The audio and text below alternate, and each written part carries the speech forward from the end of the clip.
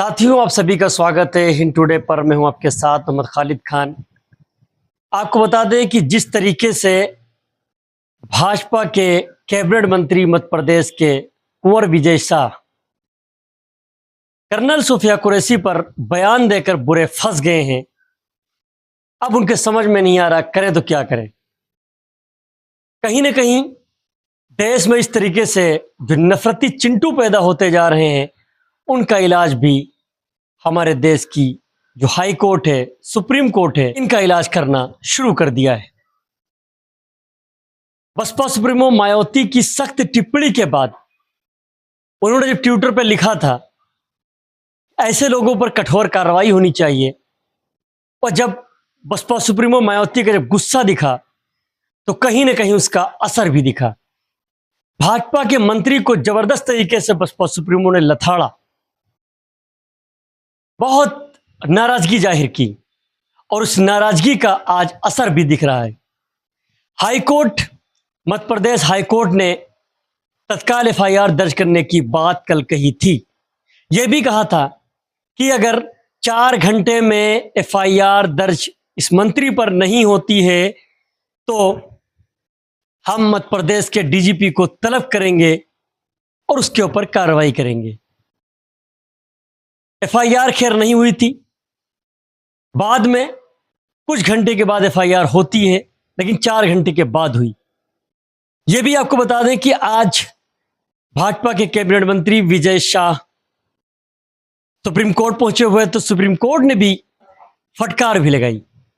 यह कहा, भाजपा के मंत्री विजय शाह को सुप्रीम कोर्ट ने भी फटकार लगाई। उन्होंने यह कहा कि देश में इस तरह से नफरत फैलाना ठीक नहीं और इस तरह के बयान देना ठीक नहीं। सुप्रीम कोर्ट ने नाराजगी जताते हुए कहा, इस तरह के बयान देश के लिए नहीं, समाज के लिए नहीं, धर्म के लिए नहीं, हर एक चीज के लिए नुकसानदेह है, सारी चीजों के लिए नुकसानदेह है। इससे नफरतें बढ़ती जा रही हैं। इसको लेकर काफी सुप्रीम कोर्ट ने फटकार भी लगाई। हाईकोर्ट के एक्शन के बाद, सुप्रीम कोर्ट के एक्शन के बाद भाजपा के मंत्रियों में, भाजपा खेमे में कहीं ना कहीं हलचल मची हुई है, और लगातार सूफिया कुरैशी की तरफ से स्टैंड लेती हुई, लड़ाई लड़ती हुई बसपा सुप्रीमो मायावती नजर आ रही हैं। उन्होंने कहा कि एक देश की महिला के सम्मान की बात है, एक आर्मी की बात है, लड़ाई क्यों न लड़ी जाए। बसपा सुप्रीमो लगातार एक्शन में नजर आ रही हैं। कोई भी मुद्दा हो, हर मुद्दे को बसपा सुप्रीमो उठाने के लिए पूरी तरीके से तैयार है, पूरी तरीके से एक्टिव दिख रही हैं। जब से उन्होंने सूफिया कुरैशी को लेकर एक्टिविटी दिखाई है, तभी से सरकारें कहीं ना कहीं सवाल के कटघरे में आ रही हैं, क्योंकि अभी तक कोई सरकारों की तरफ से एक्शन नहीं आया है। बसपा सुप्रीमो ने कई बड़े सवाल उठाए, भारतीय जनता पार्टी के मंत्रियों को निशाना बनाया और उनके ऊपर एक टिप्पणी भी की।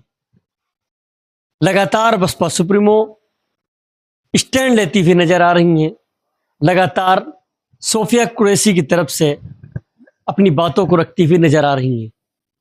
और क्यों न रखती हुई नजर आए, मामला एक सेना से जुड़ा हुआ है, मामला एक महिला से जुड़ा हुआ है, वो भी वो महिला जिसने दूसरे देश में जाकर सर्जिकल स्ट्राइक की हो ऑपरेशन सिंदूर के नाम से, और दुश्मनों के छक्के छुड़ाए हों।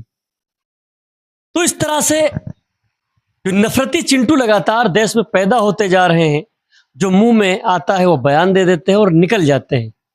आपने देखा होगा, इससे पहले लगातार एक बाबा साहब की मूर्तियों की भी तोड़ा जा रहा है, उसके ऊपर भी सरकार कोई स्टैंड लेती हुई नहीं दिख रही है। लगातार दलितों को निशाना बनाया जा रहा है, उसके ऊपर भी सरकार स्टैंड लेती हुई नहीं दिख रही है। तो इस तरीके से कई एक बड़े मुद्दे हैं, सारे मुद्दों के ऊपर बसपा सुप्रीमो ने मोर्चा खोल दिया है, और उन्होंने कहा है कि साफ तौर पर हम लड़ाई लड़ने के लिए तैयार हैं।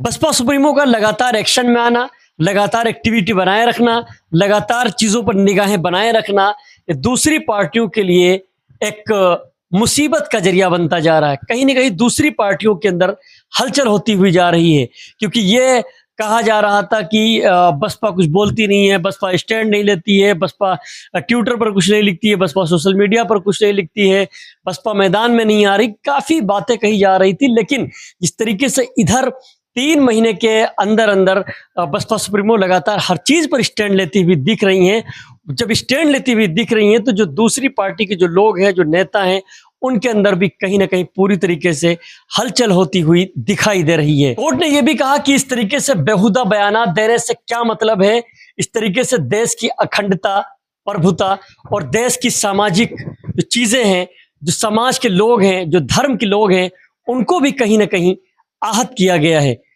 बहुत एक्शन में मध्य प्रदेश की हाईकोर्ट दिखी और बहुत ही गुस्से में मध्य प्रदेश की हाईकोर्ट दिखी।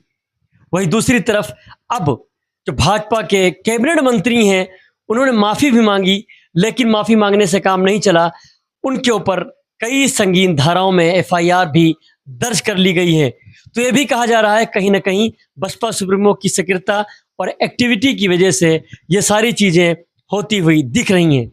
बसपा सुप्रीमो ने यह भी कहा कि ये जो पार्टी है, जो सरकार है, यह महिलाओं की इज्जत नहीं करती है, सम्मान नहीं करती है। इस तरह से न जाने कितने मामला आ रहे हैं और देखने को मिल रहे हैं। कभी महिलाओं के साथ छेड़छाड़ होता है तो कभी महिलाओं के साथ रेप हो जाता है, लेकिन सरकार इसके ऊपर कोई खास एक्शन लेती हुई दिखाई नहीं पड़ रही है।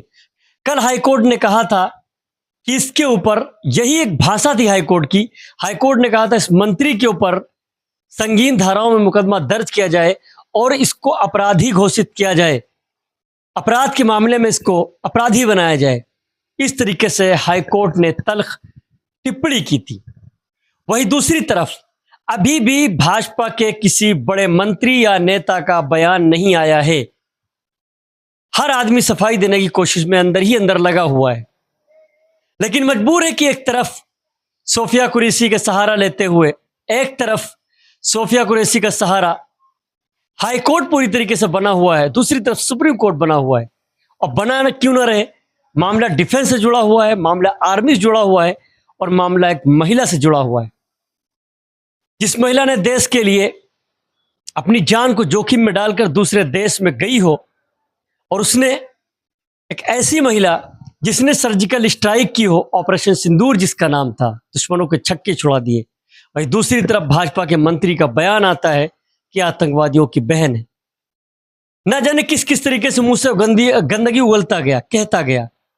और ये कोई नई बात नहीं है, भाजपा के मंत्रियों की ये आदत है उल्टे सीधे बयान देने की, अनाप शनाप बकने की। कभी किसी के धर्म को निशाना बनाते हैं, कभी सेना को निशाना बनाते हैं, कभी सेना पर टिप्पणी करते हैं, तो कभी सरकार में बैठे अधिकारियों पर टिप्पणी करते हैं, तो कभी एक सम्मानित व्यक्ति के ऊपर टिप्पणी करते हैं। कैसा लगा हमारा वीडियो? लगातार हमारी वीडियो को फॉलो करते रहिए, सब्सक्राइब करते, ढेर सारा प्यार देते रहिए। शुक्रिया।